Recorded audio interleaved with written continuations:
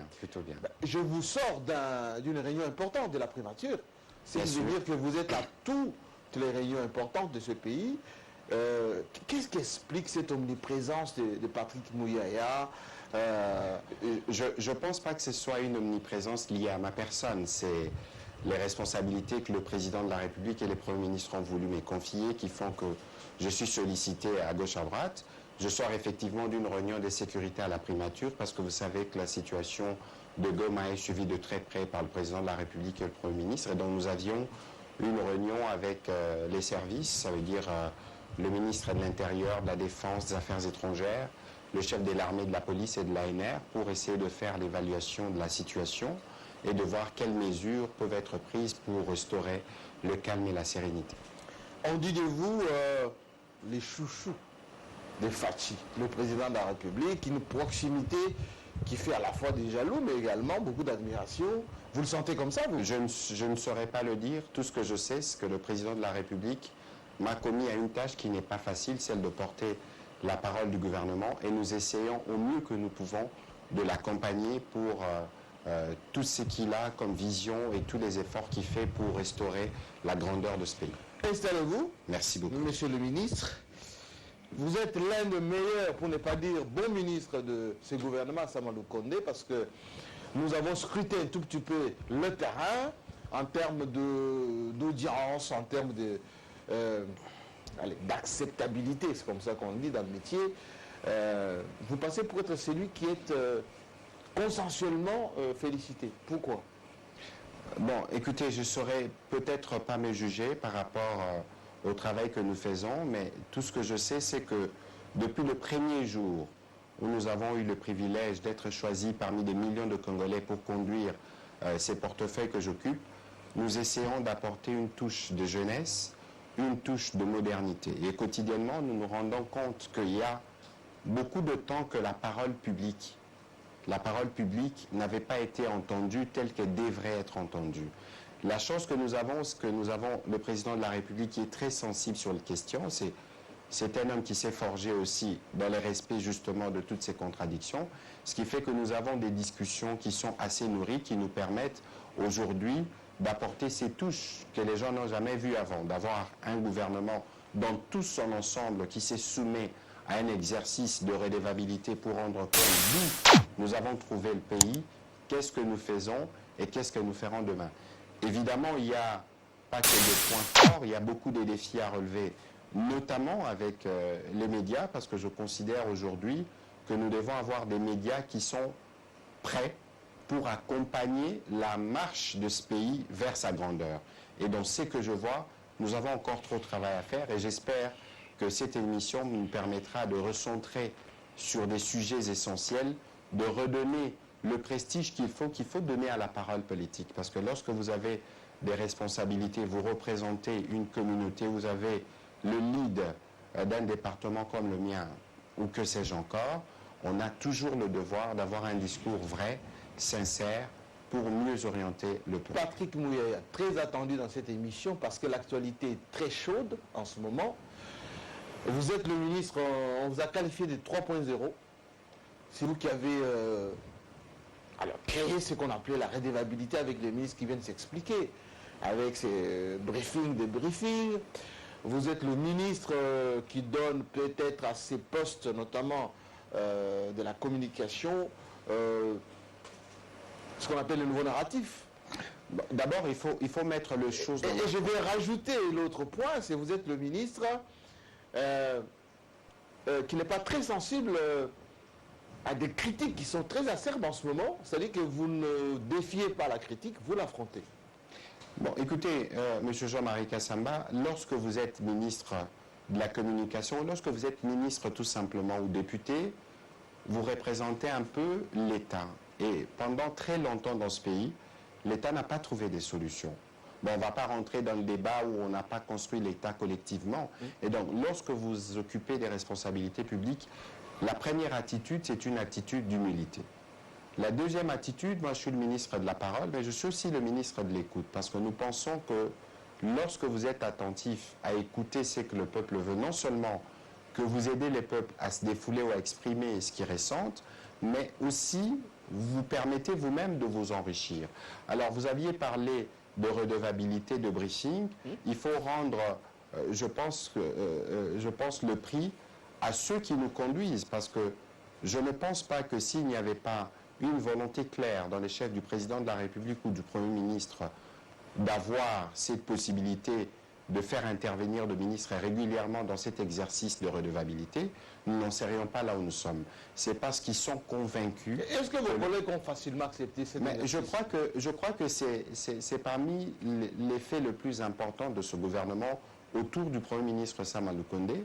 Vous entendez très peu de conflits entre ministres ou de conflits de compétences, non pas qu'il n'y en ait pas, oui, mais parce que nous sommes animés, nous sommes conscients de ce que le peuple attend de nous.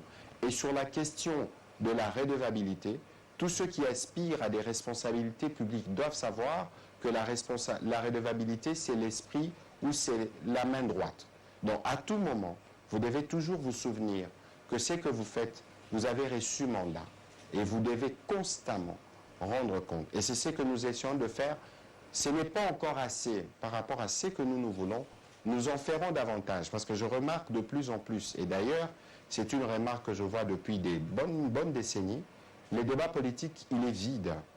On passe le temps. Vide. Vous le trouvez vide comment? On passe de temps à parler des individus, des dates des événements, mais moi, j'ai jamais entendu fréquemment sur Télé 50 de vrais débats qui portent par exemple sur comment on s'assure que tous les Congolais aient accès à l'eau, à l'électricité. Je crois que vous ferez un tri en termes de qualité de vos invités le jour où vous focaliserez les débats sur des véritables questions de développement, des enjeux de développement de ce pays. Dans ce que je vois, c'est plus la polémique qu'autre chose.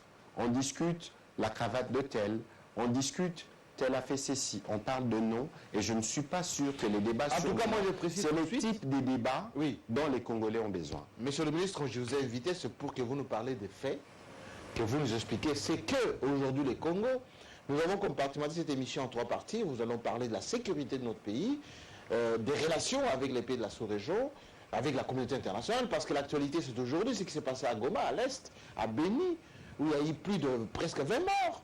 2 jours durant, on a vandalisé les installations de la MONUSCO, les relations avec la communauté internationale risquent d'avoir des petits problèmes avec ce qui s'est passé là-bas. Vous êtes la voix autorisée pour dire ce que pense la RDC de tout cela.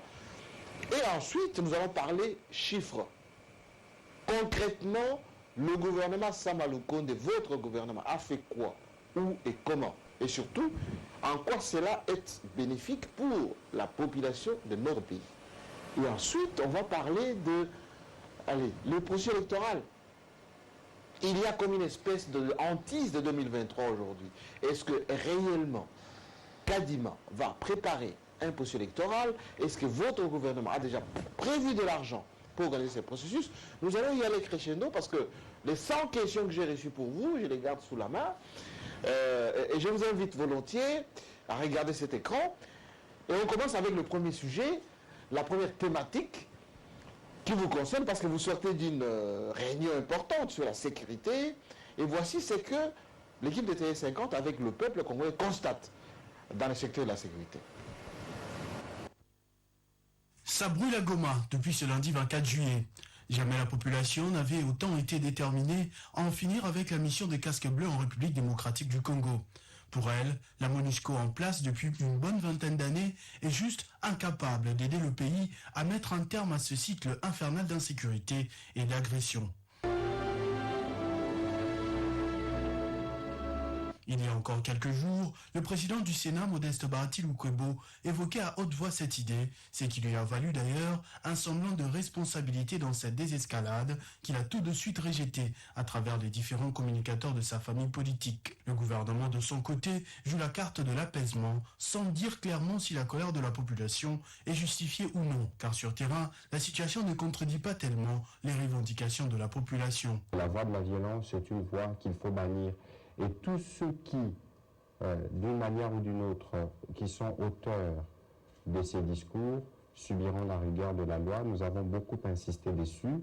Et pour tous les compatriotes qui sont décédés, y compris le casque bleu, les enquêtes ont déjà été diligentées par le ministère de la Justice et l'auditorat militaire. il sera bien évidemment question de regarder s'ils ont été blessés, quel impact de balle. On saura retracer en ce moment-là d'où est venu le tir. Depuis plusieurs semaines, les rebelles du M23 occupent des territoires congolais. Malgré les preuves évidentes présentées par l'armée et le gouvernement congolais, la communauté internationale continue de se gêner pour condamner ce voisin récidiviste. Une attitude surprenante qui a poussé Kinshasa à répondre sur plusieurs fronts en même temps, diplomatiques, médiatiques, politiques, ainsi que quelques sanctions économiques. Une agression de plus ou de trop au moment où Félix Tshisekedi a surpris avec une nouvelle formule dans les provinces de l'Ituri et du Nord Kivu. Depuis plus d'une année, les administrations de ces deux provinces ont été confiées entre les mains des militaires pour plus d'efficacité dans les opérations sur terrain. L'état de siège, une formule d'abord applaudie par tous les Congolais avant de chuter petit à petit dans l'opinion, jugée moins productive que prévu après autant de temps et de ressources dépensées. Des questions restent donc pendantes. Vers quel partenaire la RDC devrait se tourner pour mettre fin à cette situation ? Est-ce que le départ de la MONUSCO changera la donne ? L'attitude adoptée actuellement face à l'agresseur est-elle la bonne ? Réponse avec la voix du gouvernement, Patrick Mouyaya. Monsieur le ministre, porte-parole du gouvernement, est-ce que nous sommes en froid avec la MONUSCO, la communauté internationale? La RDC n'est pas capable de sécuriser ceux qui sont venus chez nous pour nous aider à sécuriser le pays. Nous ne sommes pas en froid. La preuve hier, dans cet exercice de redevabilité, mon invité à côté, c'est M. Kassim Diane, qui est représentant spécial du secrétaire général des Nations Unies adjoint, qui faisait l'intérim de Mme Bintou. Et avec la MONUSCO, d'abord, je dois dire tout de suite que la MONUSCO n'est pas notre ennemi. Il ne faut pas qu'on se trompe d'adversaire. Mais ils ont échoué.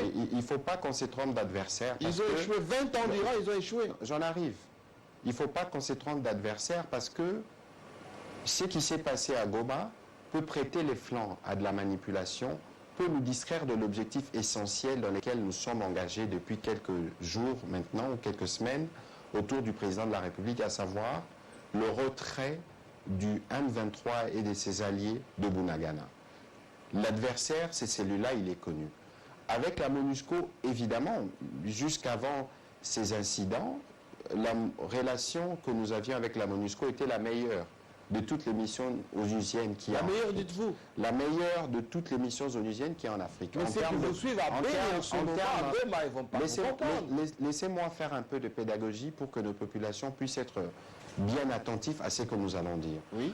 Et donc, avec la MONUSCO, depuis septembre 2021, nous nous sommes accordés sur un plan progressif de retrait. Et donc, la volonté exprimée par nos populations aujourd'hui est une volonté qui rencontre la nôtre. Et nous avons commencé les processus qui a abouti, il y a quelques semaines, à la fermeture des opérations des Nations Unies de la MONUSCO à Kalemi. À Kalemi. Et donc, dans le Tanganyika. Ici, il nous reste la province du Nord Kivu, la province du Sud Kivu et la province de l'Ituri, où il y a une plus grande problématique en termes de sécurité parce qu'il y a les groupes armés qui pilulent par centaines. Vous avez aussi cette recrudescence de l'insécurité en Ituri sur fond de conflits ethniques qui fait qu'aujourd'hui l'Ituri excelle malheureusement dans le négatif avec les différents massacres. Et donc il y a bien évidemment la question centrale qui a énervé les Congolais, nous compris par penser que nous, gouvernement, nous sommes contents de ce qui se passe avec la MONUSCO. Pourquoi? Parce que nous estimons que nous sommes engagés sur les terrains opérationnels et que si nous avons accepté d'avoir la MONUSCO en République démocratique du Congo, c'est parce que justement, conscient de nos difficultés en termes de reconstruction de l'appareil, notamment sécuritaire, on avait besoin d'un allié qui nous appuie pour mettre fin à tout type de menaces. Et surtout que nous avons commencé une fenêtre qui devait nous donner une perspective de paix. Parce que le président de la République, avec notre adhésion à la communauté de l'Afrique de l'Est, nous donnait une fenêtre extraordinaire, non seulement de permettre à la RDC de faire partie de cette communauté, qui permettra à nos compatriotes de pouvoir se déplacer, faire des affaires aisément, mais au terme de ces processus, de ces conclaves avec les différents chefs d'État, il a été convenu qu'on commence un processus politique où le président de la République, de manière inédite, s'est adressé aux compatriotes qui sont dans les groupes armés, les invitant à regagner le camp de la patrie. Et il y avait à côté, parallèlement, un processus militaire qui devait se mettre en place avec une force régionale pour endiguer toutes les forces réfractaires à ces processus. Évidemment, nous avons des terroristes, des ADF qu'il faut combattre à tout prix, mais il y avait aussi de groupes résiduels, notamment les M23 qui a été défait. Et donc, c'est lorsque nous arrivons un peu à l'atterrissage de tous les efforts politiques faits par le président de la République pour amener la paix à l'est du pays, que ces groupes surgissent avec le soutien du Rwanda. Et dans la gestion opérationnelle de cette crise, parce qu'il y a des militaires qui sont au front, il ne faut pas oublier que nous évoluons à l'ère du numérique où toutes les informations, y compris celles du front, atteignent les populations. Et donc, les populations sont au courant des difficultés opérationnelles qu'il y a en termes de collaboration entre notre armée et la MONUSCO, on doit s'engager par-ci, on doit s'engager par-là, bon, on fera demain, tout ça, c'est des choses qui peuvent arriver sur le terrain, mais lorsqu'elles sont rapportées auprès de nos populations, la population est en droit de réagir. Oui. Je vais terminer sur ces sujets, sur ces points parce que c'est important. Oui. Qu'est-ce qui a mis le feu aux poudres?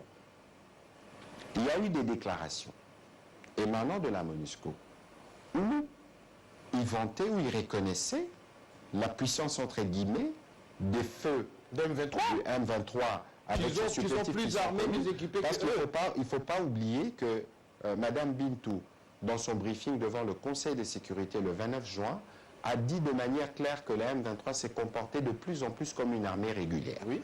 Et donc, autant cette déclaration peut servir d'alerte pour les membres du Conseil de sécurité, autant cette déclaration n'est pas de nature à rassurer les Congolais qui comptent à la fois sur leur armée avec l'appui de la MONUSCO pour régler les problèmes. Alors, avec la MONUSCO, il y a des possibilités de régler des problèmes militairement, et lorsque militairement il y a des difficultés, on peut utiliser la voie diplomatique. Et donc, ces déclarations maladroites que nous avons dénoncées ont remis le feu aux poudres et ont rappelé un traumatisme, parce qu'il ne faut pas oublier que la M23 n'est pas sa première aventure. Il y a quelques années, Goma a été tombé, et ont remis en surface des plaies que nous pensions penser par la stratégie du président, notamment avec le Rwanda. Et donc, toutes ces déclarations-là aujourd'hui justifient cette colère de la population et justifient aussi notre désapprobation sur le fait que nous ne devions plus retomber à ce niveau.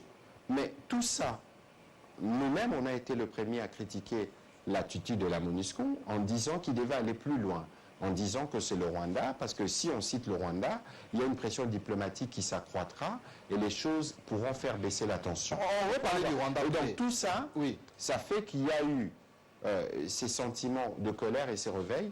Mais ici, Jean-Marie Kassamba, je tiens à insister que la violence n'est pas la voie par laquelle nous pouvons faire entendre notre voix. Et que nous avons condamné ce qui s'est passé hier et avant-hier, nous continuerons à condamner toute attitude de violence. Parce que la MONUSCO est un partenaire.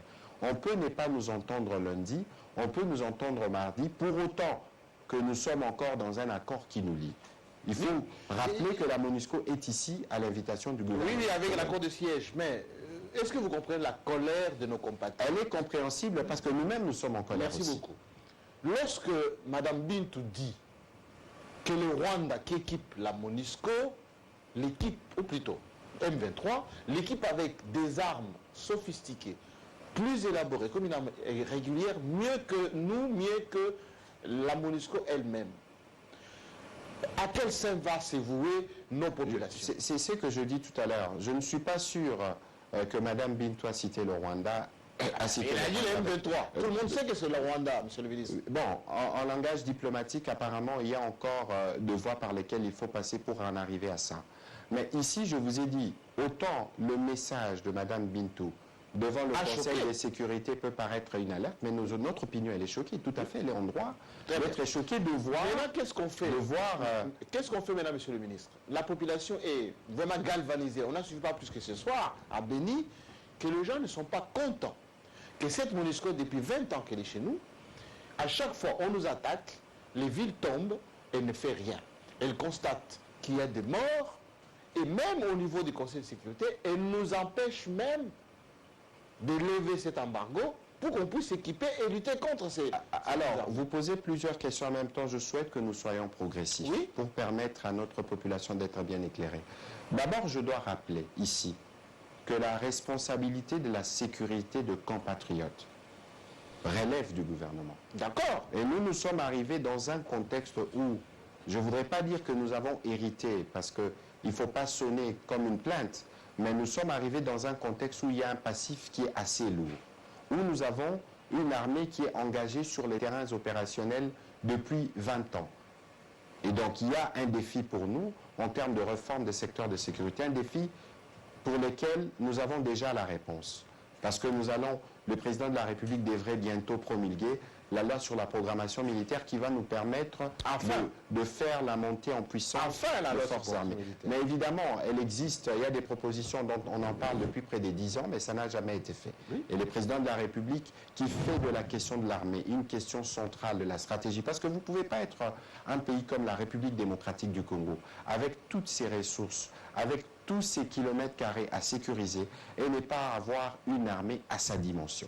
Et donc, c'est le travail que nous sommes en train de faire avec le président de la République et nous pensons que nous aurons des résultats. Mais entre-temps, il y a des besoins urgents et pressants en termes de sécurisation de population.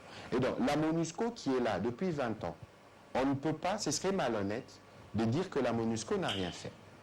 Évidemment, sur la question principale, on a de plus en plus de groupes armés. J'en arrive. Oui. Sur la question principale de la sécurité, la MONUSCO, en tout cas en regardant le tableau aujourd'hui, on ne peut pas dire que son bilan est positif. Mais il y a d'autres questions connexes. C'est pour ça qu'à notre arrivée au ministère de la Communication, on a pensé qu'on devrait de manière étroite travailler avec ses partenaires pour être sûr que les autres tâches auxquelles ils s'occupent sont communiquées à la population. Et donc, on a fait ces briefings avec Mme Bintou le 30 décembre, on a fait avec Kassim hier, mais malheureusement, c'était dans des circonstances compliquées, pour arriver à dire au moins la vérité de ce qui a pu être fait, qui était positif. Et donc, aujourd'hui, nous sommes, nous, Congolais, fatigués de rester dans une situation où l'Est de la République démocratique du Congo doit toujours être le ventre mou. Nous sommes dans une situation où nous sommes excédés de voir que beaucoup des ressources qui auraient pu être placées dans nos routes, qui auraient pu être placées dans l'investissement... Pose la première pierre pour la construction du port en eau profonde de Banana. Dans lequel vit notre population, dans lequel nous vivons nous-mêmes. C'est pour ça que le président de la République a pris le pari, risqué d'ailleurs, aujourd'hui par exemple, de faire venir la force régionale. Parce qu'entre-temps, on a besoin de commercer, on a besoin de donner une issue de paix à nos populations et aux populations sous-régionales. Et donc, nous pensons que cette stratégie va nous permettre d'atteindre les résultats. Sur la MONUSCO, monsieur le ministre, j'ai reçu un... Là, sur le lieu conduit par le Premier ministre, derrière dans sa suite, je le confirme, tous les membres du gouvernement sont avec lui ici, sur place, et sont en train justement de constater les dégâts. Ce matin, je rappelle aux uns aux autres que le DAM sera délocalisé de la vie de population à Kinshasa. Comme toujours, je me suis référé au Premier ministre qui en avait discuté avec le Président de la République. Nous pensons que tous ceux qui sont coupables des violences, de voies de fait, de part et d'autre d'ailleurs, répondent... On a tué un bel réel sur nos compatriotes. Évidemment, Jean-Marie Kassama. Mais regardez, on va faire des enquêtes. Parce qu'il y a eu une masse qui s'est déversée. Encore qu'il faut rendre gloire au Seigneur, que les bilans que nous avons par rapport aux populations, à la déferlante de la population, les bilans n'est pas plus important que cela. On aurait pu avoir... Oui, mais on aurait pu en avoir 100. Dans une situation où ceux qui détiennent les armes sont mis sous pression. Vous voyez, donc pour nous, lorsque nous disons que nous devons faire des enquêtes, parce que nous pensons que les familles qui ont été blessées, les familles qui ont perdu des jeunes qui représentaient leur avenir, doivent savoir ce qui s'est passé. Ça vaut de même aussi pour les casques bleus. Il n'y en a que 3. J'ai beaucoup de sympathie pour les casques bleus, mais il n'y en a que 3. Autant 17 Congolais qui sont morts. Un seul mort est un mort de trop qui qu'il soit. Et donc pour nous, nous sommes profondément chagriné. Bien évidemment pour nos compatriotes, mais aussi pour les autres qui sont morts loin de leur famille, loin de leur pays.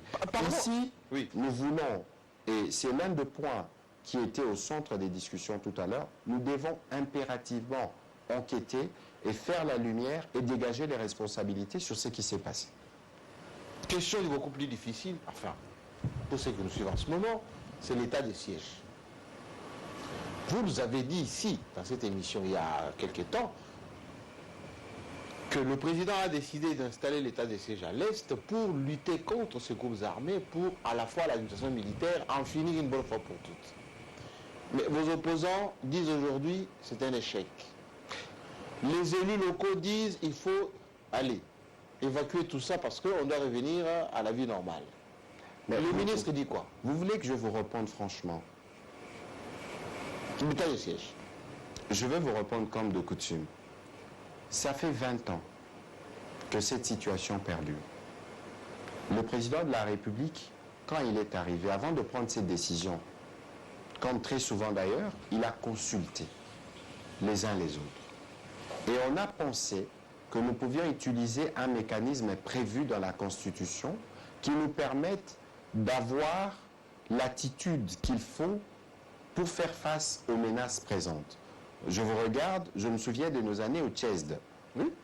Vous savez, c'est que nous avons appris là-bas en termes de stratégie. Et donc, lorsque le président de la République décide de confier la situation sécuritaire, la gestion de ces provinces aux militaires, c'est parce que les menaces les dictent. Et c'est parce qu'il y a une demande populaire pressante en termes de retour de paix. Alors, il ne faut pas oublier que la situation à l'Est, la situation sécuritaire a beaucoup de corollaires, au plan économique, au plan social, et que tout ne devrait pas trouver des réponses avec ces thérapies de choc que le président de la République a amené sur place. L'état de siège, on ne les dit pas assez, allez consulter les statistiques auprès du ministère de Finances, vous allez voir que les provinces de l'Ituri et du Nord Kivu ont amélioré leur contribution au budget de l'État. Ah bon? C'était peut-être pas ça le principal objectif de la sécurité. Mais parce que les militaires ont mis fin à un... Jean-Marc, selon avis Nangaï, Jean-Marc Azan Arguimati, Jean-Marc Azan homme d'État, fallait Azan homme d'État. Fallait Azan homme d'État, pourquoi? Non, ça c'est ce qui se disait avant. Dans l'état des droits. Encore des résidus, mais ici, il y a une véritable... devant la nation. Bon, tous en état des droits. Et l'obité, nous avons bénéficié de les hommes maman arrestation, ils ont à se présenter dans la justice. Tant on se présenter dans la justice, il faut aya na ba preuve ba mambo ya lobaki pour tous en même état des droits za mutu ba royati ba kangemba moko brusquement non. Azapé mutu asalaki déjà na musala ya gouvernement voilà. Mais pour nga ine na sepelité na ba popo ba jisima nenga jisaki devant chef de l'État voilà vraiment et ça l'impression que la stratégie ne marche pas. Mais au contraire, lorsqu'il y a des représailles de ces ça signifie que les terroristes sont secoués. Comme ils n'ont aucune morale, ils s'en prennent à des populations innocentes. Et sur l'état de siège, toujours dans la même... J'en arrive, JMK. Oui. Parce que je ne saurais pas vous Nego Kendiga Boui. Inutile. Place où on a peine à faire un coup de chapeau dans mon Mboka. Pour côté qu'on a maintenant à soumis le peuple congolais belé. Tout ça quand même battu. Tout ça la rassemblé. Même en belé. Bano ba sale examen d'état. Tout ça la bana misu baza maele. Ba misusu na évité pour ta refing na la rolo ba mabé. Le siège est un échec parce qu'il nous a permis de mieux circonscrire les menaces et d'améliorer. Après, dans l'approvisionnement de nos militaires qui sont sur le front. Et donc, il faut bien que sur ces questions sécuritaires, parce que vous avez dit, moi je veux bien entendre ceux-là, et c'est ça la demande que je vous formule ce soir, qu'ils amènent des propositions pour dire, écoutez, ça n'a pas marché ici, ça n'a pas marché, c'est là. Faites ceci, c'est aussi cela. Le rôle de l'opposition. Politicien.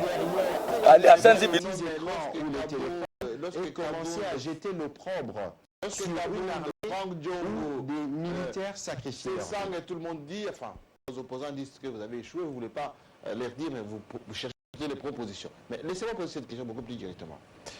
Vous êtes l'un des ministres qui a osé dire que c'est le Rwanda qui nous agresse. Il utilise le M23.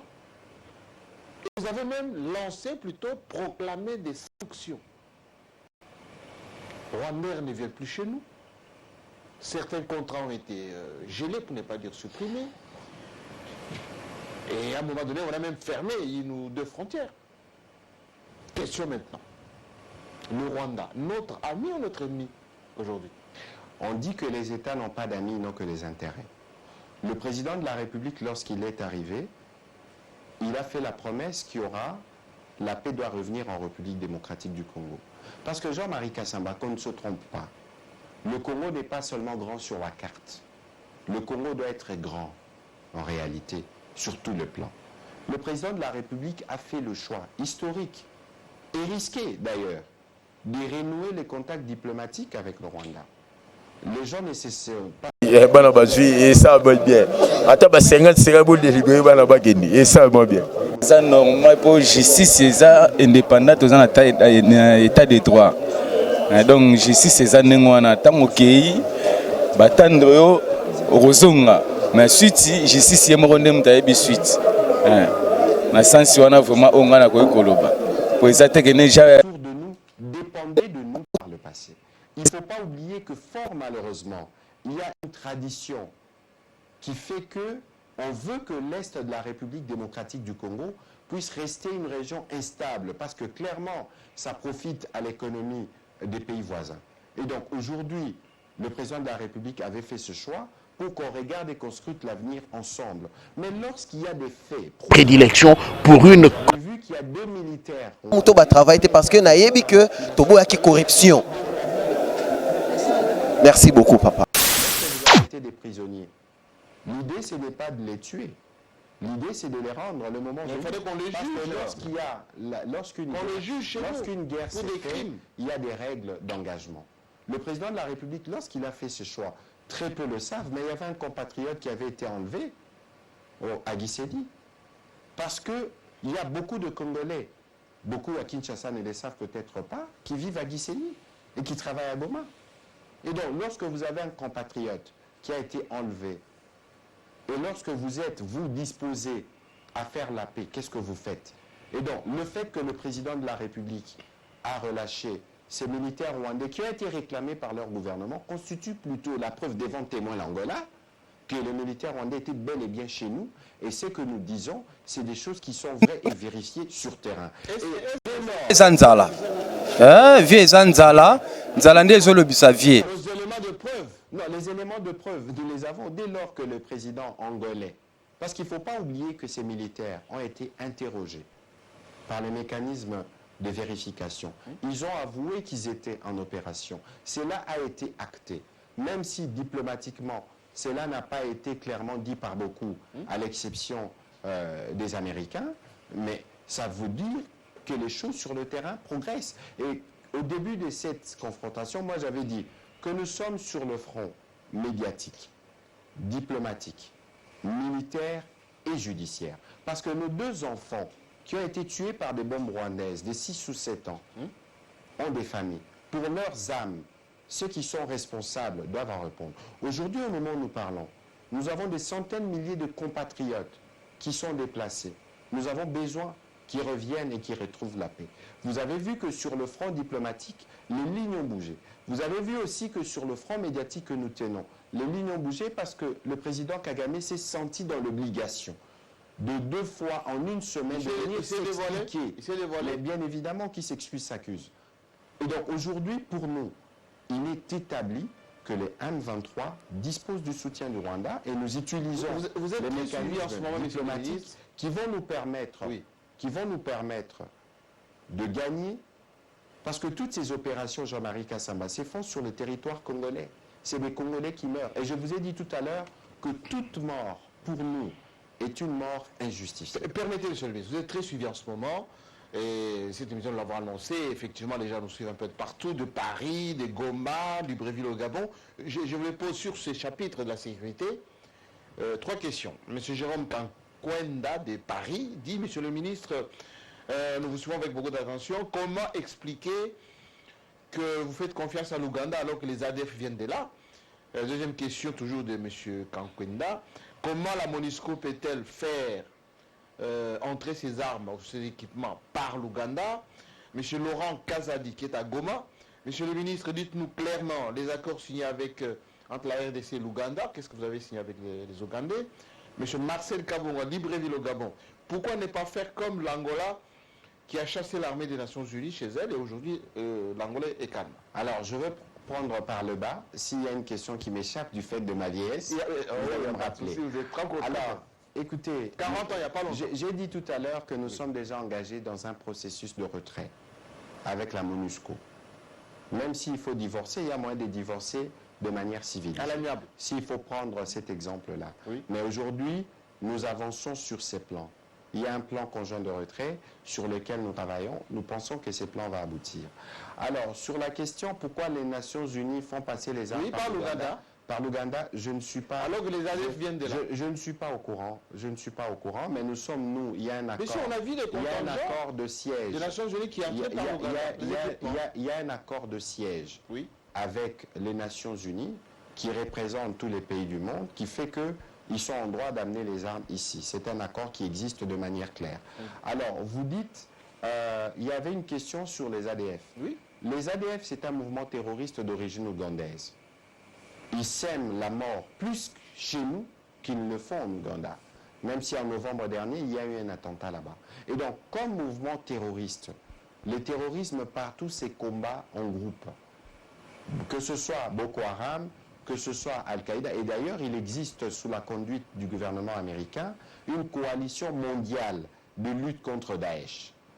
Et donc aujourd'hui, les ADF représentent une menace commune à l'Ouganda et à la République démocratique du Congo. Nous avions donc le devoir de Et voir... pourquoi il n'y a pas un dialogue entre les ADF et les Ougandais, comme nous l'exige nous avec l'M23? Mais cette question, il faut la poser aux Ougandais.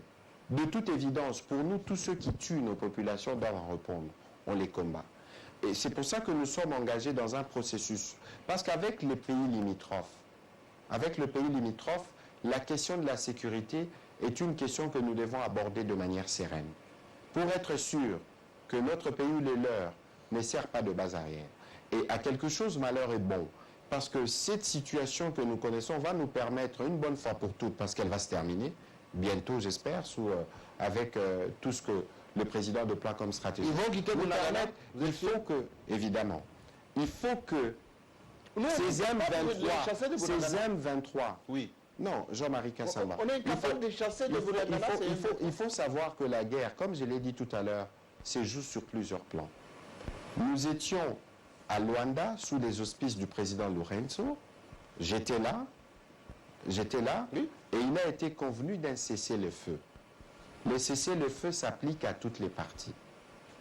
Parce que lorsqu'on fait un cessez-le-feu, c'est pour donner la possibilité à la diplomatie de régler les problèmes. Et nous sommes sur le front diplomatique qui a permis, en tout cas avec le Rwanda, d'atterrir après la réunion de la commission mixte. Et on se parle il y a un temps. Avec les Rwandais. Mais on se parle, évidemment, on se parle. On se parle, y compris pour se dire des vérités. Oui, il est venu pour... Il y a une conférence ici, il est venu dans le cadre du sommet oui, où le Rwanda est membre. On se parle parce que... Si la population des Quinois l'avait vu, il aurait... Non, il faut pas... Non, ça veut dire qu'ici, il y a une frustration. Il y a une frustration, il y a un sentiment de colère. On peut être frustré, on peut être en colère sans être violent. Il ne faut pas faire l'apologie de la violence d'aucune manière. Et donc, nous qui sommes le gouvernement, qui sommes revêtus du mandat populaire, nous sommes en train de travailler pour régler la question suivant les schémas que je vous ai donnés. Et j'ai dit tout à l'heure que c'est bien à quelque chose malheureux bon parce que la question qui rebondit nous permettra, après avoir recouvré la paix, de poursuivre, parce qu'il y a des responsables, notamment du M23, qui sont pointés dans des rapports de Nations Unies et qui sont hébergés dans ces pays voisins. Donc le temps de la justice arrivera. Monsieur le ministre, votre gouvernement est reproché de ne pas répondre économiquement aux besoins de la population. L'économie qui entraîne le social naturellement. Vous justifiez tout par la guerre en Ukraine, par le Covid, par... Je vais encore poser ma question. Et vous apaisez. Nous allons voir ensemble, maintenant, sur le plan économique, et réellement, quelle est la situation. Là, vous vous en d'avoir mobilisé suffisamment de moyens, d'avoir construit suffisamment des choses, et que ce qui n'a pas été fait, vous l'avez fait dans votre gouvernement. Et puis, juste après, beaucoup de questions. Malheureusement, vous êtes la seule voix autorisée aujourd'hui, vous allez tout prendre. Je suis à votre disposition. Voici ce que nous pensons sur le plan économique. Et Patrick Mouyaya, qui est avec vous, va répondre. Depuis quelques mois, la RDC ne cesse de se vanter de l'embellie de sa situation économique. Les réserves d'échange sont à un niveau record, idem pour la mobilisation des recettes par les différentes régies financières. Et ce, dans un monde post-Covid et rongé par les conflits entre la Russie et l'Ukraine qui fait vivre un enfer à l'économie mondiale. Contrairement à l'euro par exemple, le franc congolais est stable depuis plusieurs mois et enregistre des légères appréciations semaine après semaine face au dollar américain. Au début du mois de juillet, la Banque centrale annonçait une appréciation de 0,02% de la monnaie congolaise. En ce qui concerne le premier semestre, les recettes mobilisées s'élèvent à 9 717,1 milliards de francs congolais, soit 136% par rapport aux assignations du semestre, évaluées à 7 146,3 milliards de francs congolais. À ce jour, ces recettes sont à 66% par rapport aux prévisions annuelles fixées à 14 790,7 milliards de francs congolais par le Parlement. Des chiffres qui confirment la tendance haussière des recettes car il se constate clairement une augmentation de 80% en comparant à celle réalisée au premier semestre 2021 qui s'est située à 5 402,4 milliards de francs congolais. À côté de cela, il y a les satisfactions enregistrées dans le cadre du programme élargi du gouvernement, appuyé par la facilité élargie de crédit. En juillet encore, 203 millions de dollars américains ont été décaissés immédiatement pour la balance des paiements, confortant ainsi les réserves d'échange de la Banque centrale du Congo. La Banque mondiale et le Fonds monétaire international sourient finalement à la RDC pour la première fois depuis 2005. Une confiance méritée après la vaste campagne menée par Kinshasa sur la fin des coulages des recettes grâce au redoutable inspecteur général des finances, exerçant à la fois une mission de dissuasion et de répression. Seulement, si les pilleurs de l'État ont désormais peur, la population, elle, attend encore les retombées de ces avancées dans son ménage. Les prix des denrées alimentaires ne cessent de grimper et les opérateurs économiques se disent découragés par les politiques du gouvernement. De la taxe, ou plutôt phénomène rame, au bras de fer pour les billets d'avion, le patronat congolais n'aurait pas tort de se plaindre. Monsieur le ministre, avoir de l'argent c'est bien, mais il faut vivre. Vous dites que vous avez mobilisé suffisamment. D'ailleurs, les chiffres que Christopher Ochekom vient de nous donner dans cet élément donne à croire que le gouvernement pour lequel vous assurez le porte-parole là est l'un des meilleurs. Comment expliquer qu'il y a des impayements? Nos diplomates pleurent, nos policiers n'ont pas de tenue. Que dire encore? Les médecins sont en grève et les professeurs d'université. Jean-Marie Kassamba, vous avez dit que nous étions les meilleurs. Nous sommes modestes. Et je pense que dans les jours qui viennent, avant que je ne vienne ici, j'étais dans une discussion avec le vice-premier ministre, ministre de la fonction publique. Est-ce que vous savez que depuis le premier trimestre du mois d'avril, il y a eu une augmentation de 30% pour tous les fonctionnaires et agents publics de l'État. 30% pour les fonctionnaires. 30% de salaire. Est-ce que vous savez que depuis la fin du mois de juillet, il y a eu une augmentation de 15% de plus, soit à peu près 45%. Est-ce que vous savez que depuis plusieurs mois, l'impôt, l'IPR, qui était prélevé à hauteur de 15%, n'est plus prélevé qu'à hauteur de 3%. Ici, Jean-Marie Kassamba, il faut bien me regarder dans les yeux. Je vais emprunter une expression du Premier ministre Adolphe Muzito qui disait à l'époque « On ne peut pas faire un paradis social dans un désert économique ». Ça fait une bonne décennie, au moins, qu'on n'a pas résolu dans les fonds le problème de Congolais.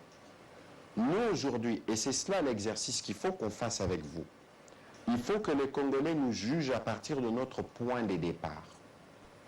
Le Congolais aujourd'hui nous juge en fonction de sa situation de pauvreté, qui est bien vieille avant l'arrivée du président de la République aux responsabilités de notre gouvernement. Et donc, si nous devons être jugés en fonction de l'état de la pauvreté, du fait des années et des décennies de non-investissement, de non-production, nous serons toujours dans les négatifs.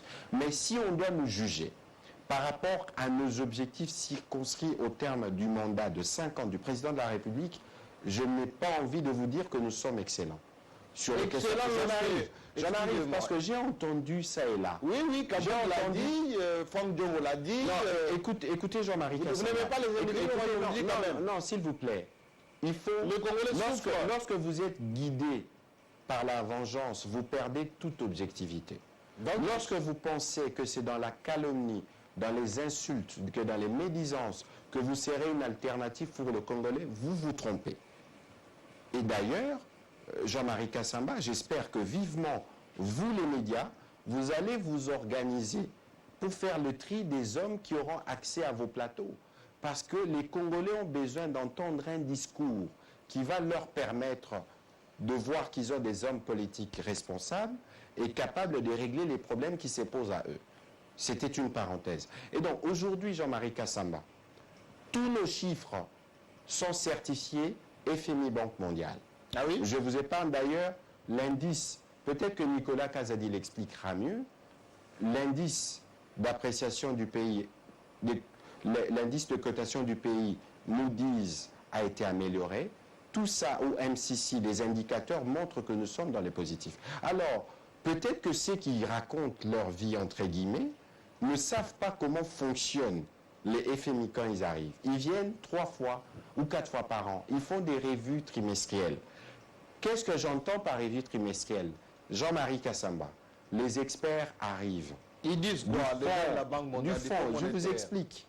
Parce que les gens, quand ils entendent ils parler de ça... Ils font semblant ou ils disent la vérité? Non, s'il vous plaît, vous n'allez pas nous dire que nous les avons corrompus. Jean-Marie Kassamba, écoutez-moi. Ils viennent des experts, des spécialistes de chiffres. Ils se mettent avec le ministre des Finances, le ministre du Budget, ou les ministres qui sont impliqués dans les COFIN, pendant au moins une semaine et la Banque centrale. Ils scrutent chaque point. Le plan des trésoreries, comment nous avons dépensé, comment nous avons mobilisé. Ces revues que nous faisons aboutissent à des satisfaits. Et depuis qu'on n'est plus en programme, depuis 2011, on a repris le programme formel 10 ans plus tard. Et aujourd'hui, nous avons passé le test, si vous voulez que je m'exprime de cette manière, avec satisfait. Et donc, poser la question à la Banque mondiale. Aujourd'hui, laissez-moi terminer. Oui, laissez-moi terminer, vous allez continuer. Terminez. Et aujourd'hui, nous avons atteint le pic en termes de réserve de change jamais atteint. 4,2 milliards. On nous dira que ce n'est pas assez. Nous disons nous aussi 4,2 milliards. Allez vérifier auprès de la Banque centrale. Allez vérifier auprès de la Banque centrale. C'est disponible. Allez vérifier à la Banque centrale. Parce qu'aujourd'hui, les gens, lorsqu'ils nous critiquent, je suis désolé. C'est pour ça que je vous demande à vous d'élever le niveau du débat. Parce que vous aurez des hommes politiques qui pourraient aller. Les données sont disponibles. Vous allez à la Banque centrale. Si nous racontons nos vies, vous allez auprès du FMI Banque mondiale. Ils vous donnent des chiffres et vous venez confronter. De toute façon, Jean-Marie Kassamba, dans la prochaine étape de notre stratégie de communication, on fera des débats. On a besoin des interlocuteurs qui seront capables. Vous les affronter maintenant? Ils seront capables. Non. Nous sommes engagés dans la transparence et dans l'esprit de redevabilité. Nous pensons que les Congolais méritent de connaître ce qu'il y a dans les trésors publics et méritent de savoir comment ça va se gérer. Non, vous aviez à l'introduction de votre question dit des choses qui méritent d'être recadrées. Vous avez dit par exemple que les diplomates pleurent. Est-ce que vous savez qu'au moment où je vous parle, nos ambassades seront équipées et en véhicules et rénovés? Les véhicules qui ont déjà été commandés. Est-ce que vous savez que nous n'avons plus d'arriérés, nous, dans les organisations internationales? Est-ce que vous savez que nos diplomates, qui étaient jadis impayés, sont régulièrement payés et reçoivent le frais de fonctionnement? Lisez le compte-rendu du Conseil de ministres d'il y a 2-3 semaines. Lutundu l'a dit. Et donc, malheureusement, comme nous vivons dans un contexte où les gens veulent rester dans des incantations, et voir du noir, parfois quand c'est du blanc, il ne se donne pas un petit effort pour s'informer. C'est pour ça que de manière régulière, nous faisons des briefings pour que les gens entendent. Et vous savez que le président de la République parle des problèmes des Congolais et quotidiens à chaque conseil de ministre. Qui flambe. Maintenant, j'en arrive sur le prix. J'en arrive sur le prix. Est-ce que vous savez... de la ménagère. Laissez-moi vous répondre. Oui.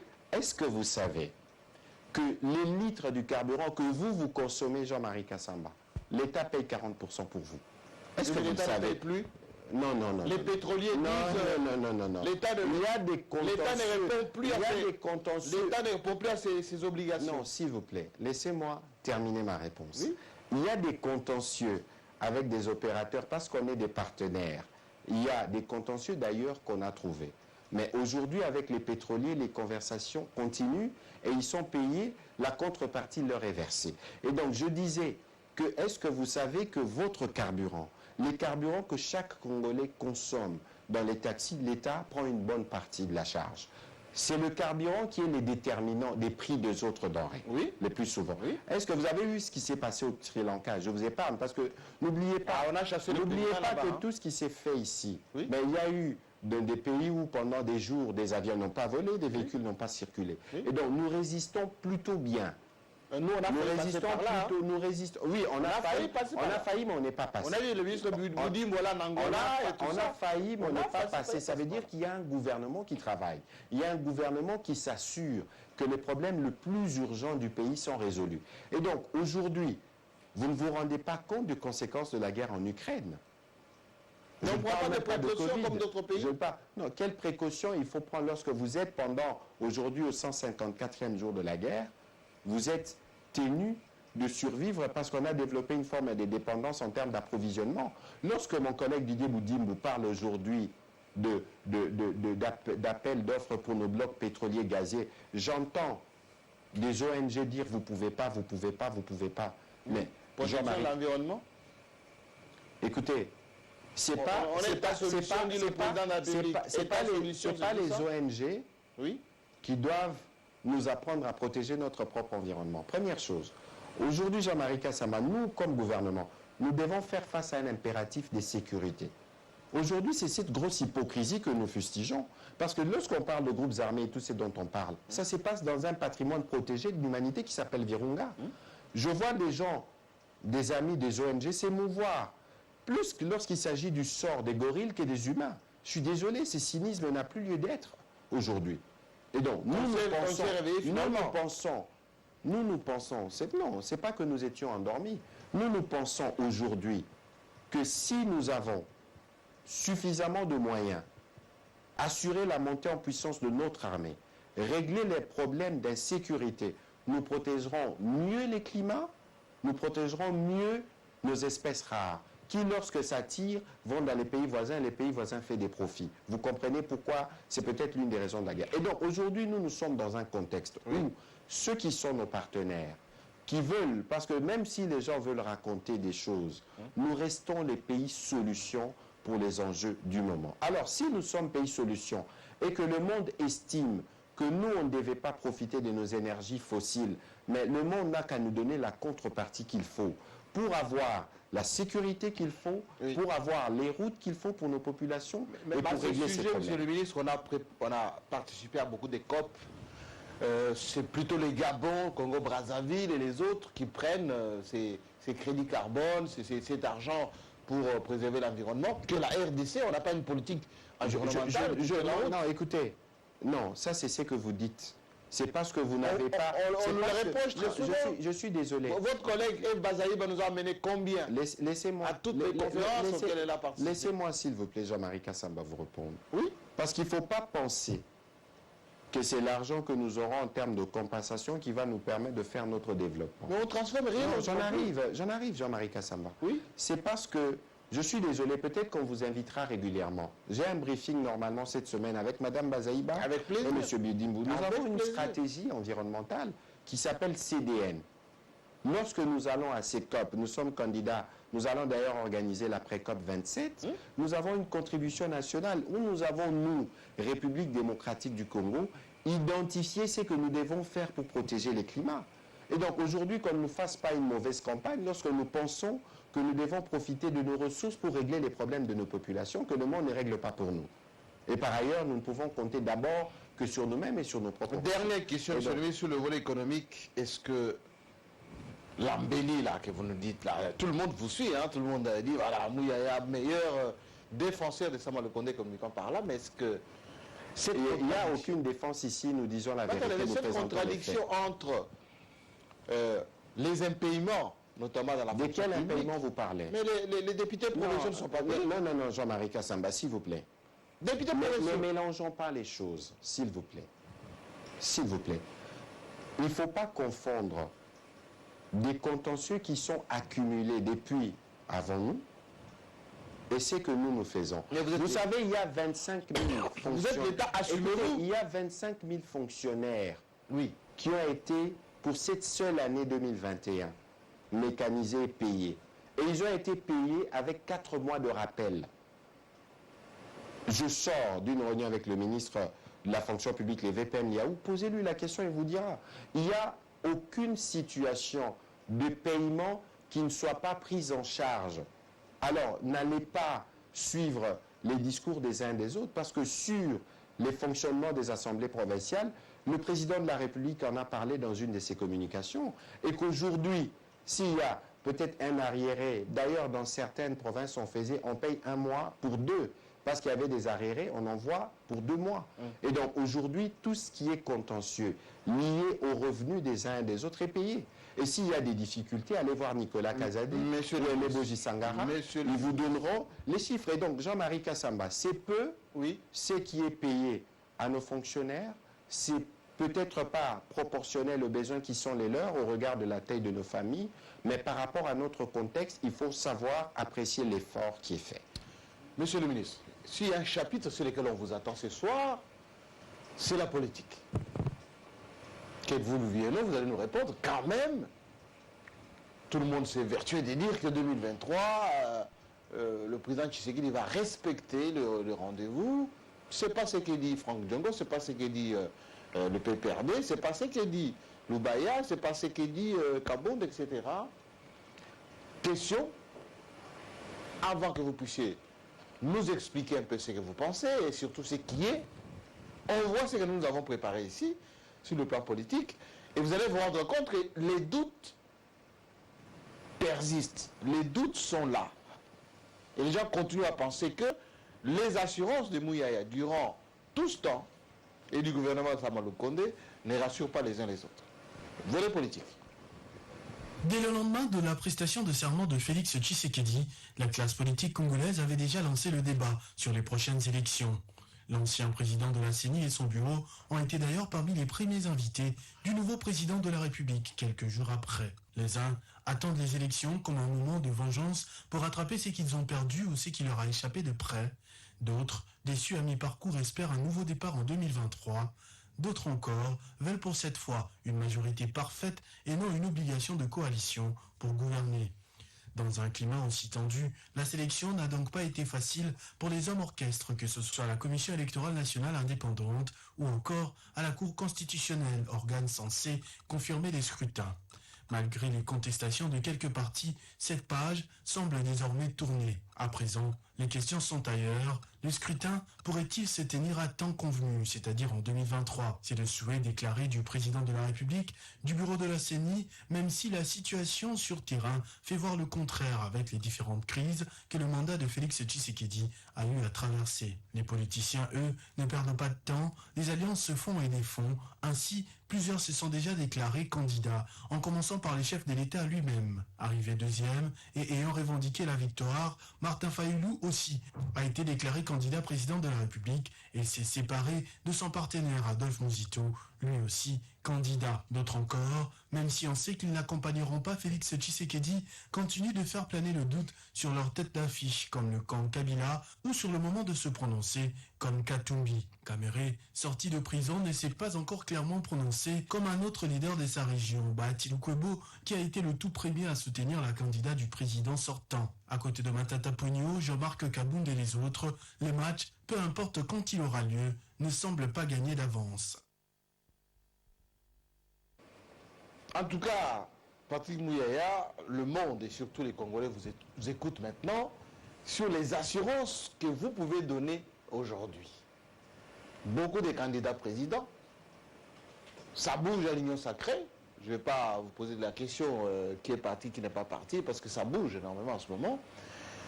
Et puis troisièmement, est-ce que votre gouvernement a disponibilisé les moyens nécessaires pour qu'enfin on puisse espérer avoir ces processus électoraux effectifs? D'abord, je tiens, avant la diffusion du reportage, je crois qu'il ne faut pas prendre de fausses références.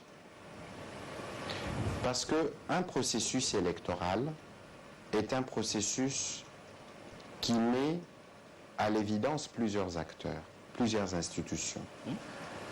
Et dans l'organisation des élections, c'est la CENI, l'organe technique qui organise, mais il y a des institutions, notamment l'Assemblée et le Sénat qui font des lois, le gouvernement qui met les moyens à disposition, et ce qu'on appelle le parti prenante, les partis politiques, la société civile, la communauté internationale et tout le reste. Nous avons lancé un processus électoral qui est piloté par M. Denis Kadima. Nous, comme gouvernement, nous avons la responsabilité de mettre à disposition des moyens, d'assurer la sécurité.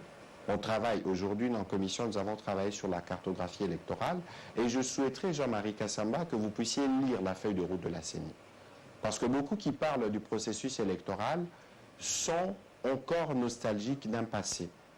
Parce qu'ils pensent que nous pensons que nous ferons les glissements. Je vais vous faire une petite je vais vous faire une petite Vous planifiez je vous ai glissement. dit tout à l'heure que vous prenez des fausses références. Vous planifiez un glissement Dès lors que vous prenez des fausses ministres qui créent des partis politiques. Dès lors que vous prenez des fausses références, vous viciez un peu le débat. Je veux vous dire, Kabouya Lumuna Sando, paix à son âme. Oui. Il a écrit un livre vers 2016-2017, dont j'oublie le titre, mais je vous l'offrirai, où il fait la démonstration qu'à chaque fois qu'on a essayé les glissements dans ce pays, ça n'a pas fonctionné. Ah oui? Le premier, le président Kassavou, vous vous souvenez du chapitre où la CONACAT, avec Moïse Tchombe, avait gagné les élections et que le boulevard était plus ou moins ouvert pour Moïse Tchombe, pour la présidence de la République. Vous savez comment les choses se sont passées après parce qu'il y a eu tentative de glissement. Regardez la CNS et toutes les péripéties de l'histoire de ce pays qui est pleine d'élections. Aujourd'hui, le président de la République, il faut regarder son acabit, son background, d'où il vient. De l'UDPS, qui est reconnu comme un des premiers partis d'opposition ici, en République démocratique du Congo. Je viens d'un parti qui était aussi pendant de longues années un parti d'opposition qui s'appelle le PALU, où on dit c'est le peuple d'abord. Nous, au PALU, nous disons le peuple vaincra. Ça veut dire qu'on croit que le pouvoir, le bon, c'est celui qui émane du peuple. Et donc, pour ce qu'on a vécu en 2016-2018, le glissement pour nous n'est pas une option. Encore que si glissement devrait y avoir, cela ne dépendrait pas de nous, cela dépendrait de la CENI. Alors, la responsabilité du gouvernement... la CENI? Non, la CENI est un organe qui comprend tout le monde. N'est-ce pas? Vous avez assisté à la constitution du bureau de la CENI. Le cauchemar que nous avons depuis qu'on a commencé les processus démocratiques en 2006, c'est qu'à chaque processus électoral vient avec son lot des contestations. Nous avons vu par exemple qu'en 2006, l'UDPS n'a pas participé aux élections, mais les élections ont eu lieu. Et donc aujourd'hui, la CENI travaille. Parce que j'ai suivi récemment à la télévision, comme vous d'ailleurs, que la CENI avait des cas de concertation où elle communique. C'est la CENI qui organise les élections. Alors, nous, comme gouvernement, aujourd'hui, nous mettons à disposition c'est fait ou les moyens. Non, c'est virtuel. Je ne vous parle pas des choses qui sont virtuelles. On dit Nicolas je vous parle ne des paye choses. pas. Non. Posez la question au président de la CENI, il vous donnera des chiffres, parce que des chiffres, j'en ai. Depuis le début du processus, et d'ailleurs régulièrement, en Conseil de ministres, lorsqu'on fait l'évolution de la situation financière, nous disons toujours les postes des dépenses en termes de transparence de ce qu'on a pu donner à la CENI. Est-ce que vous certifiez, monsieur le ministre, est-ce que vous certifiez aujourd'hui que nous sommes au mois de juillet, la CENI a reçu depuis le mois de janvier régulièrement ce dont il a besoin? la CENI reçoit... Il y avait une discussion, parce que le président de la CENI voulait avoir une autonomie financière pour avoir, par exemple, 3 mois. C'est constitutionnel. Mais il y a une situation de trésorerie, parce qu'il ne faut pas oublier qu'il y a des urgences. Mais les dépenses pour la CENI, pour nous, au niveau du gouvernement, c'est des dépenses prioritaires. Il y a des dépenses des deux ordres. Il y a des dépenses liées à l'organisation des opérations électorales, des dépenses de fonctionnement, des paiements des arriérés, et le gouvernement s'acquitte de sa part. Donc, sur la question de moyens, il peut y avoir un retard, mais il faut vous rassurer que ces retards sont vite rattrapés parce qu'ils sont dus notamment aux équilibres financiers que nous devons tenir, parce que nous travaillons avec le fonds de manière quotidienne. Donc il y a des limites qui se font, mais la CENI ne peut pas se plaindre de manquer de moyens. Donc vous prenez une question principale. Il y a effectivement respect mais de on n'a délai en 2023. pas besoin, nous, de prendre des engagements particuliers sur le respect des délais dès lors que c'est la CENI qui s'occupe des aspects techniques organisationnels. Pour les aspects qui concernent le gouvernement sur les financements, nous allons financer malgré tout le contexte de crise pour que les élections se tiennent dans les délais pris. Le président l'a dit, le Premier ministre l'a dit, nous y tenons. Pour les autres aspects, les aspects techniques, interrogez M. Denis Kadima et son bureau, ils vous donneront des éléments. Nous avons, ce que je veux dire est fondamental, nous avons une priorité. La priorité du gouvernement, c'est ce que vous aviez entendu à l'époque, on parlait de mutualisation. Parce que non, je vous explique, parce que ceux qui pensaient profiter, profiter de ça se trompent éperdument et ils devraient regarder des choses autrement. Parce que nous, la préoccupation de notre gouvernement, qui tient particulièrement à cœur le Premier ministre, c'est de doter le Congolais au terme de notre mandat d'une carte d'identité. C'est le minimum. Et il y a des similitudes au plan opérationnel entre ce que fait la CENI qui fait un recensement électoral et le NIP qui doit faire un recensement administratif pour identifier la population. Aujourd'hui, le compromis qui a été trouvé, c'est que la CENI va rajouter sur les 11 éléments dont la CENI a besoin dans la constitution du fichier électoral, la CENI va rajouter 16 autres éléments. C'est des questions techniques, j'espère que vous aurez le temps de discuter avec les techniciens pour qu'ils édifient notre peuple. La CENI va rajouter 16 éléments dans la constitution du logiciel de l'identification pour permettre immédiatement après l'enrôlement de verser les éléments qui vont servir à l'identification de la population. Le NIP en ce moment-là se chargera d'identifier le moins de 16 ou de 18 ans, dépendant de quand l'enrôlement va commencer. Suivant la feuille de route, je pense que si j'ai bien lu, ça commence au mois de décembre. Monsieur le ministre, on tend vers la fin de cette émission, mais je m'en voudrais si je ne pose pas cette question. Vous parlez beaucoup de l'état des droits. Depuis quelques temps, on assiste à des arrestations d'acteurs politiques. Le tout dernier, c'est Jimmy Kitenge du PPRD, à des journalistes qui sont arrêtés. Vous allez nous parler un peu de ça, parce que vous avez été l'un des ministres qui avait organisé les états généraux, vous êtes en train de réformer les secteurs en ce moment. Est-ce que vous ne trouvez pas que c'est contradictoire entre ce que Félix Tshisekedi disait autrefois, les cachots de l'ANR seront fermés, l'ANR est de plus en plus active, ce qu'il disait sur on ne peut me critiquer, on n'arrêtera personne, eh bien on arrête beaucoup. Et troisièmement, eh bien, les médias commencent à avoir peur. On arrête beaucoup, on arrête combien? Parce qu'il ne faut pas verser Jean-Marie Kassamba dans le sensationnel ou dans la généralisation. Il faut toujours se rappeler le contexte d'où on vient, où nous sommes, où on doit aller. Aujourd'hui, moi, personnellement, je n'ai pas suivi tous ces derniers cas, ni les détails.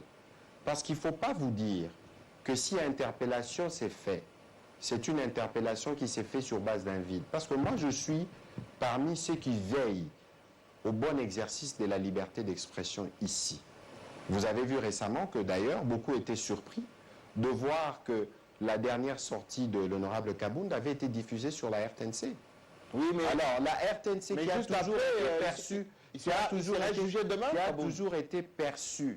qui a toujours été perçue comme une chaîne du pouvoir, une exclusivité du pouvoir. Beaucoup critiquent la télévision nationale sans la regarder, parce que le dernier congrès de Martin Fayulu à Kisangani a été diffusé, et la RTNC a diffusé les... Ça vous donne une illustration, justement, de ce que le président pense. Est-ce qu'il est tolérant? Est-ce qu'il est tolérant? Jean-Marie, peut-être qu'il faut lui poser la question. Nous parlons des faits. Ce dont je vous parle, c'est des choses qui sont vérifiables. Vous avez parlé du cas du journaliste qui a été arrêté. Oui. Regardez-moi dans les yeux, Jean-Marie. Jeff Kazadi est encore là. Jeff Kazadi. Non, écoutez, sur Jeff Kazadi, c'est un cas que je suivis. Oui. Les motivations qui ont conduit à ça. C'est pour ça qu'il est toujours bien de vous rapprocher de la source, de prendre la bonne information. Les motivations qui ont conduit à son arrestation, à son interpellation. Oui, le blanc est déjà libéré. Que vous ne connaissez pas les détails de ce qui s'est passé. Vous êtes représentant de l'UNPC. Je vous conseillerais de vous rapprocher de l'ANR pour que vous puissiez être en mesure d'avoir les informations détaillées. Moi, ce que je vous dis, c'est que je suivais la situation au quotidien. Ils étaient le journaliste américain qui est arrivé avec une fausse accréditation, une accréditation. En tout cas, j'ai découvert qu'il y avait un réseau des faussaires autour de ma signature sur la question d'accréditation, mais une accréditation finalement qui a été régularisée. Est parti au Katanga pour faire de reportage. Mais il se trouve qu'ils se sont trouvés dans des zones et faisant des choses qui ne relevaient pas de ce qu'ils devaient faire comme journalistes. N'oubliez pas que nous sommes encore sous les traumatismes de la disparition dans le Kasaï des chercheurs experts des Nations Unies. Et donc, lorsqu'un journaliste qui vient, qui va dans une province, qui rentre en contact avec les Bakata Katanga, nous connaissons les motivations, et qui vient ou qui est interpellé par les services, qui ne fournit pas des éléments, ou que les éléments qu'il a fournis... Laissez-moi vous expliquer, parce que c'est une question cruciale. Vous êtes très suivi en Il ne ce faut moment pas Katanga, empêcher, s'il vous plaît. Moi, je suis le premier, Jean-Marie Kassamba, qu'on ne vous trompe pas. Moi, je suis le premier qui souffre lorsqu'un journaliste est arrêté. Demandez à Yves Bouya, il vous dira. Vous en êtes un. Demandez à Yves Bouya. Demandez à Yves, journaliste un jour, journaliste toujours. Oui. Yves Bouya vous le dira. Lorsque les matériaux ou les faits reprochés par les services, parce qu'il ne faut pas toujours considérer que dans un contexte, il faut me faire la liste du nombre de journalistes qui ont été arrêtés depuis que le président Tshisekedi est là du fait des services. On reviendra sur le cas de Yves Bouya. Et lorsque les services estiment qu'il y a besoin de savoir davantage sur ce qui s'est passé, il ne faut pas toujours considérer que c'est une volonté. Parce qu'il y a, s'il vous plaît, Jean-Marie Kassamba, dans ceux qui viennent, dans ceux que nous recevons comme journalistes, il peut y avoir d'autres motivations. Et donc, sur ces sujets, je ne m'étendrai pas davantage. Je souhaite que, dans le cas de l'UNPC, vous pouvez me voir, nous pouvons approcher l'ANR pour avoir les détails et voir comment apporter l'assistance à Jeff Kazadi, qui manque aujourd'hui à sa communauté de Lubumbashi. C'est un cas que nous suivons. Sur le cas de Yves Bouya, qui a fait arrêter Yves Bouya? Quel est le politique qui a fait arrêter Yves Bouya? Il y avait des mémoires.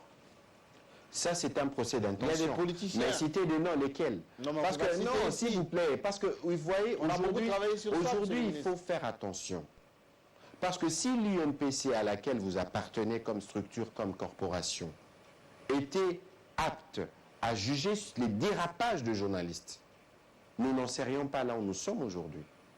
N'oubliez pas que le journaliste évolue dans un contexte et certains faits, j'ai discuté encore récemment avec la directrice générale de la DGDA qui me disait que je reçois des chantages extraordinaires, que régulièrement je suis victime de papiers de chantage. Jean-Marie Kassamba, vous savez que nous avons des problèmes dans l'exercice de notre profession. Il y a des moutons noirs. C'est pour ça que vous et nous nous sommes engagés devant le président de la République à faire la salubrité médiatique. Cette salubrité, nous, on entend la faire dans la forme, dans le fond et dans les contenus. Et nous espérons que vous... Jean-Marie Kassamba, comme journaliste, vous allez nous aider à ne pas donner la parole à ceux qui n'ont pas qualité. Parce que beaucoup qui viennent exceller dans l'insulte, même moi j'en suis victime, mais combien de fois moi je vous ai appelé Jean-Marie Kassamba pour me plaindre de tel ou tel autre? Parce que moi je considère... C'est la liberté d'expression, mais la liberté d'expression doit s'exercer dans un cadre. Et c'est le cadre que nous allons assainir. Beaucoup de journalistes et des patrons de presse m'appellent depuis quelques temps, parce que je m'occupe de la presse ici à Kinshasa. Vous avez donné un ultimatum, on va terminer par là, de quelques jours seulement. 21. Et on dit que vous allez fermer des chaînes de télé. Est-ce que vous avez prédéfini les critériums ou vous allez le faire d'une manière arbitraire? Est-ce qu'il va y avoir des voies de recours? Qu'est-ce que vous voulez faire? Jean-Marie, je voudrais d'abord sur cette question qu'on se rappelle ce que nous nous sommes dit. C'était en direct, durant les États généraux. On dit vous menacez. Nous nous sommes agréés, non? Vous menacez les chefs de Je chaîne n'ai de pas télé. l'air de quelqu'un qui est menaçant. Je ne les ferai pas. Mais je suis désolé, je ferai appliquer ce que nous avons convenu. Nous avons tous agréé, le président de la République était témoin, que nous allons faire la salubrité médiatique. Ne venez pas me poser des questions sur les conditions, parce que lorsque vous voulez ouvrir une chaîne de télévision, il y a un cahier de charges. Il y a une loi qui donne des exigences, que par exemple le directeur de programme doit avoir une qualité, doit avoir fait telles études, telles études, telles études. Vous le savez. Et donc lorsque nous, en janvier, d'ailleurs ces processus, nous avons pris du retard, du fait malheureusement du contexte dans lequel nous travaillons. Nous nous retrouvons au studio Maman Nguebi à la RTNC. C'est une demande qui m'est faite d'ailleurs par certains éditeurs de programmes qui estiment qu'il y a un trop plein de médias qui réduit la manne publicitaire.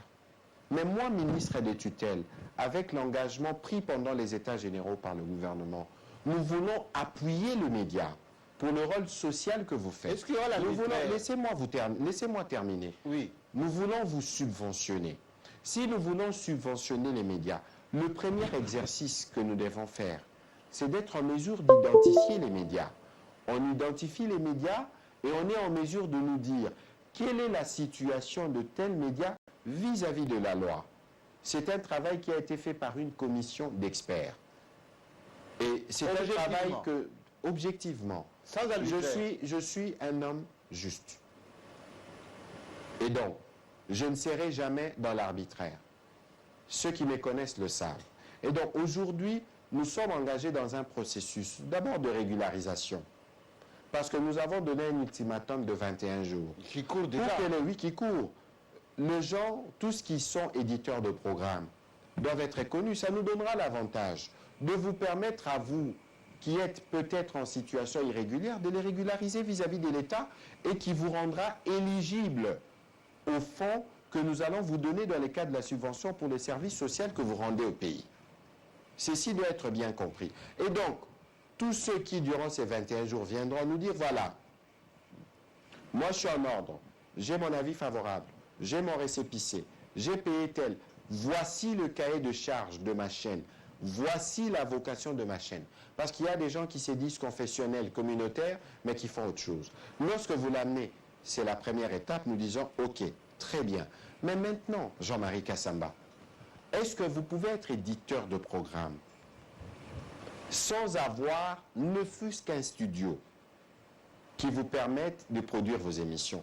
Le jour où je suis allé à Binza, donc, qui est un site stratégique. Les youtubeurs, c'est vous qui parlez des chaînes mallettes. Youtubeurs, c'est autre chose. Des chaînes mallettes. Lorsque vous allez sur le site stratégique des Binza, vous trouvez une quarantaine de laptops.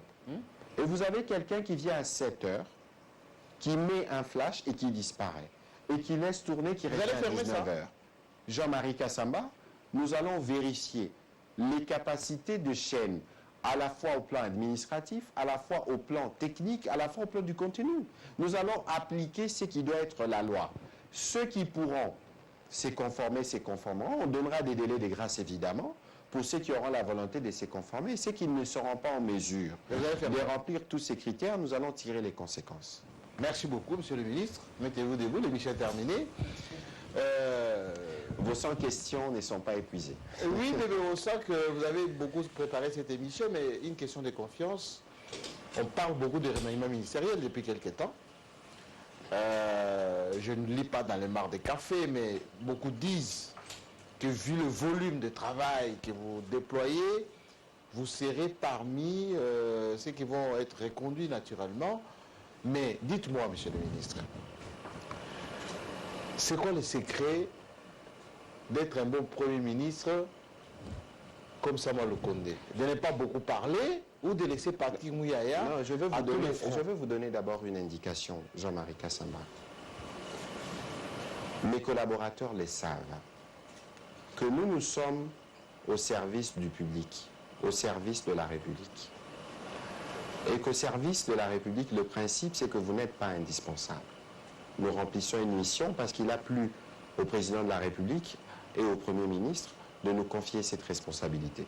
Si vous êtes dans leur secret et que vous pouvez les sonder par rapport au remaniement, tant mieux.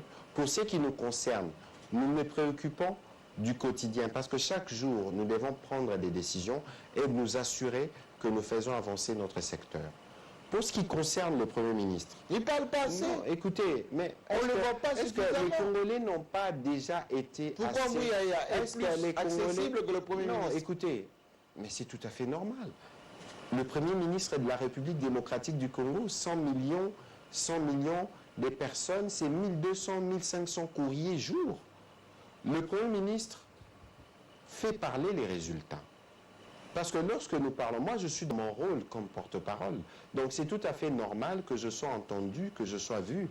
Je suis le premier qui apparaît sur le front. Mais la communication telle que nous on l'a organisée, que ce soit avec l'armée, que ce soit au niveau du gouvernement, a des chaînes. Vous avez vu le Premier ministre être le premier à ouvrir le bal dans un exercice inédit où les Congolais ont pu lui poser la question, où il a inauguré une période qui a duré 1 mois, où chaque jour, des ministres venaient en toute transparence parler de leur bilan. Et donc, le Premier ministre fait parler le travail, le moment venu, parce que lui-même, il est rompu dans l'art oratoire, si vous voulez, en termes d'exercice de redevabilité, il se soumettra. Comptez sur lui. Le président de la République parlait suffisamment, et pour ne pas dire beaucoup, disait qu'il parlait beaucoup. Maintenant, il ne parle plus jamais. Et même s'il y a des morts, il ne fait pas de déclarations, etc. C'est vous qui l'avez conseillé de faire ça? Non. C'est parce que je vous ai dit que la communication se faisait par chaîne. Et c'est parce que je suis désolé, beaucoup qui les disent ne sont pas très vigilants. Je vous ai dit que le président de la République parle tous les vendredis aux Congolais. Mais nous, on ne le voit pas. Jean-Marie Kassamba, on ne l'entend pas? Non, écoutez, il y a plusieurs moyens de communiquer. Lorsque le président fait ses communications, c'est avec ces communications que nous ouvrons les conseils de ministres. Depuis que je suis ministre, on en a fait 61. Le président a communiqué 61 fois par cette voie-là, par ma voix, moi qui fais le compte rendu. Et donc, le président de la République doit s'exprimer à des moments précis. Récemment, il s'est exprimé sur Financial Times pour parler de la situation actuelle et il est prévu que les présidents de la République prennent la parole. Mais la parole du président de la République doit venir pour dire des choses précises. Parce que lui, c'est les derniers remparts. Donc, laissez-nous vous parler, laissez les ministres vous parler, le Premier ministre vous parlera. En dernier ressort, le président de la République vous parlera. Merci, monsieur le ministre. Je vous laisse aller dans notre antichambre. Laissez-moi vous remercier. Oui. Laissez-moi aussi remercier les téléspectateurs qui se sont mobilisés. Et attendus. Et nous avons jusqu'à la fin. L'exercice de ce jour consistait à venir faire le point de ce que nous avons fait, mais aussi à donner une perspective. J'insiste sur cette question parce que nous allons commencer une période préélectorale. Jean-Marie Kassamba, je vous exhorte à tous les journalistes que les hommes politiques qui viendront parler sur vos plateaux, les contenus, viennent parler de ce qu'ils vont faire pour les Congolais. Ça vaudra toujours plus que venir parler de oreilles de Patrick Mouyaya ou de ceci. Vous avez peur de la critique, hein? Les critiques ne nous font pas peur. Pour autant, quand on a dit jouisseur, ça vous a beaucoup tité, hein? Bon. Jean-Marie Kassamba, je suis désolé, mais regardez-moi dans les yeux, nous nous connaissons depuis 10-15 ans. Vous serez en mesure de répondre à cette question. Merci, monsieur le ministre. C'est moi qui vous remercie. Ça ne fait pas partie. Merci à vous de nous avoir suivis. Voilà, je suis ici. En précisant que cette émission sera multi-rediffusée et déjà en ligne, vous coupez les morceaux qui vous intéressent et surtout renvoyez les questions si vous le désirez. Nous allons transmettre chez monsieur le ministre. Allez, portez-vous bien, à très bientôt.